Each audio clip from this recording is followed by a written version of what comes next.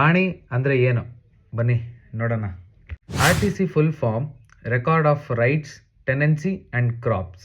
Basically RTCಯಲ್ಲಿ ಓನರ್ನ ಹೆಸರು, ಸರ್ವೆ ನಂಬರ್, ಹಿಸ್ಸಾ ನಂಬರ್, ಬ್ಯಾಂಕಿಂದ ಲೋನ್ ತಗೊಂಡಿದ್ದಾರಾ ಇಲ್ವಾ, ಯಾವ ಬೆಳೆ ಬೆಳೆದಿದ್ದಾರೆ, ಎಷ್ಟು ಜಾಗದಲ್ಲಿ ಬೆಳೆ ಬೆಳೆದಿದ್ದಾರೆ, ಖರಾಬ್ ಲ್ಯಾಂಡ್ ಎಷ್ಟಿದೆ ಅಂತ ಗೊತ್ತಾಗುತ್ತೆ. ಖರಾಬ್ ಅಂದ್ರೆ the land which is unfit for cultivation ಅಂತ. ಅಲ್ಲಿ ನೀವು ಯಾವುದೇ ರೀತಿಯ ಬೆಳೆ ಬೆಳೆಯಕ್ಕಾಗಲ್ಲ. ಆ ಜಾಗಕ್ಕೆ ಒಬ್ಬರಿಗಿಂತ ಹೆಚ್ಚಿನ ಮಾಲೀಕರಿದ್ದರೆ ಆ ಮಾಲೀಕನ ಹೆಸರಲ್ಲಿ ಎಷ್ಟು ಎಕರೆ ಇದೆ ಅಥವಾ ಎಷ್ಟು ಗುಂಟ ಇದೆ ಅಂತ ಕೂಡ ಗೊತ್ತಾಗುತ್ತೆ. ರೈತರಿಗೆ ಇದೊಂದು ಇಂಪಾರ್ಟೆಂಟ್ ಡಾಕ್ಯುಮೆಂಟ್ ಆಗಿರುತ್ತೆ. ಈ ಡಾಕ್ಯುಮೆಂಟ್ ನ ವೆರಿಫೈ ಮಾಡಿಕೊಂಡು ಬ್ಯಾಂಕ್ ಅಲ್ಲಿ ಲೋನ್ ತಗೋಬಹುದು.